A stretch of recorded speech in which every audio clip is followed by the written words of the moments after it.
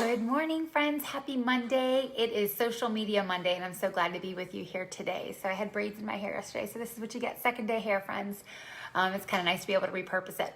Okay, so we are diving in, and if you are new to Shine, or perhaps you're just streaming and you see this today, this is the entire month. This entire series is all based around emails. So if you have tuned in, please give me a thumbs up. If you've seen some of the other videos, if you've practiced some of the videos, I guess maybe we should start with, if you have been part of this, have you gotten your CRM all set up, which is your customer retention management system? It could be MailChimp, ConvertKit, Aweber, what is the other one? Something light. Anyways, with that being said, you need to have an email list, guys, because you own it. And here's the other thing. It brings collectively all of your audiences together.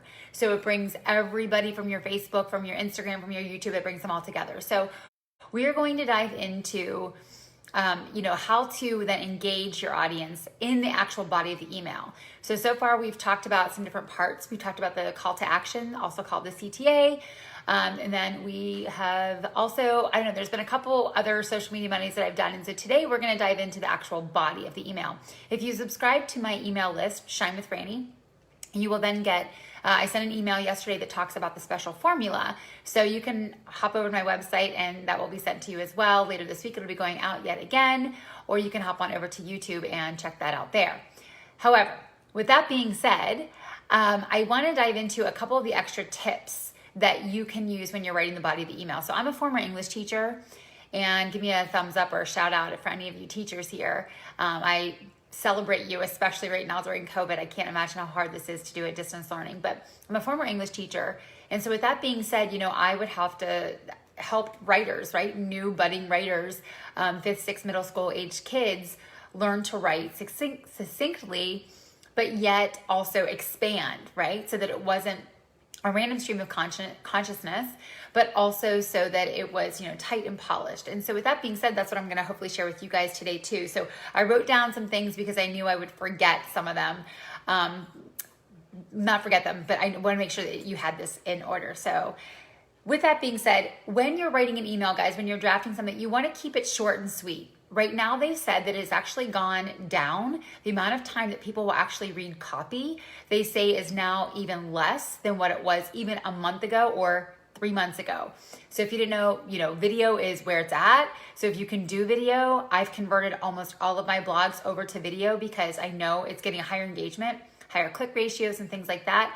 And people want to see video. They'd much rather see video because they're wanting to connect with people. So you want to be able to keep things short and sweet. Really making sure that what you're writing is 7 seconds or less to kind of skim through and say oh, I want to keep reading. If you can keep them reading for the first, few seconds, at least 2 or 3 to get through the first, paragraph. Don't start off by giving a full recap of everything that's going on. Start off with the bang, right? Giving it right to them right up front. So keep it short and sweet. Make your paragraphs short and sweet. I know that, teaching English, I used to say to my students, between 5 to 7 sentences is kind of a paragraph, your topic, your body, your closing. It's a lot different when you're writing an email for marketing. We have to remember, though, you guys, with marketing is simply studying of relationships. You're studying what is it they need, and then how is it that I can give them what they want, right? So you're looking at the relationship between those two positions, if you will.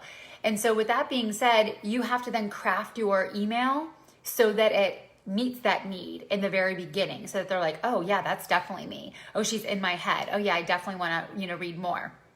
So you want to keep it short and sweet. You want to keep your paragraphs short and sweet as well, kind of tighten it up. And again, I'm looking at my notes here, so thank you for that. The other thing is too, you guys, is you want to make sure you use bullets. If you do have something that is a longer paragraph, you might want to say oh, and here are the 3 things that we've done this past week. Don't make it into a full paragraph. Make it quick, short bullets. I know I have a friend, Suzanne, who has a nonprofit, and she is really good about making sure this is what we've got going on, within the nonprofit. You want to make sure you put that in short and sweet. People are drawn to that. It's a nice break and it's a visual. Speaking of visuals, you want to make sure, if you can, to use bold or italics or colored, fonts when able, colored script. when able, because again, it draws the reader's attention to something. And a couple weeks ago, I mentioned in our video that the call to action, the PS at the very bottom of the email, people are naturally drawn to that because there's a natural break. And then it also has the PS. People are naturally drawn to that. They're also drawn to some of these other visuals. And again, there's a lot of psychology that goes into marketing. This is one of them. So it's really important to make sure you know that. The other thing is too, you guys, is when you're writing, you really want to try to, and this is a lot of like the English part of I love doing this, is creating analogies and being able to have people anchor what you're sharing with them in their personal life. So they call that anchoring, right? You want to create imagery, you want to use analogies so that they almost say, she's in my head right now, so that they can relate. I used to do a lot in my former Shine days with a lot of fitness and health. And, I would talk about like having to lay on the bed and having to zip up my pants because things didn't fit. And I would get responses back from people who were like, oh my gosh. And it wasn't even Thanksgiving, but you were in my head, so people could relate to things because I was walking through, oh yeah, for me, it's, I would eat a whole entire thing of Girl Scout cookies. And I was like, oh, I'm supporting the Girl Scouts, and I would like make a joke about it. You want to try to elicit humor. And again, something that's going to make someone think and stop and kind of like take heed and be like, that's good. I want to keep going. What else does she have to say? What else does he have to say? So I want to tell you a couple little pointers beyond that I think could help you too. So you want to have your natural voice. Like if any of you ever read my blogs or my posts or things like that, I have a very natural voice. Like I talk just like I would be talking to a friend or like I talk to you.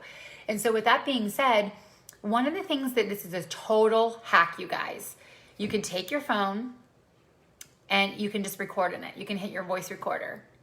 And then you can do two things. One is you can actually go onto Google transcription and you can go ahead and play that back. I do this oftentimes when I'm going in the shower. I play it back. I'll like literally talk for like 5 minutes on my phone, which is nothing for me. I could talk for hours. And I'll talk about my ideas. Like I get back from a run and I'm like just complete divine download into my phone. And then I just hit play, and I actually use Word. If you have a certain, I don't know if it's the 2015, I don't know what version of Word it is, but it actually has a dictate button on the right-hand side, and I just let this play, and it just dictates, and literally it types it out. It is not perfect. It is not perfect. It will oftentimes, like, first of all, it spells my name wrong. It spells it Franny. So it's like, hey guys, I'm Franny of Shine with Franny. It spells that wrong. So I have to always go back and, fix that. So you definitely want to proofread it. You can also use, there's Fiverr has a lot of transcription services if you're looking for that. There's Rev, R-E-V, which also has transcription services. They charge by the minute. So if you've got an hour worth, you could actually have an entire ebook written, on your voice recorders and then send that off to people. So, but again, the reason why I'm saying that is because you want it to be your authentic voice. So if you simply take and write something, that you're thinking, it's going to be in your voice. And so it also saves you a lot of time and energy doing that. And then the last one then, you guys, is you always want to make sure that you're writing for the actual call to action, right? You want to write so that they know what it is you're wanting them to do at the end. So it's really important to make sure that everything that you have like laid the foundation, and sometimes like I'll make like complete reaches and then like try to bring them together.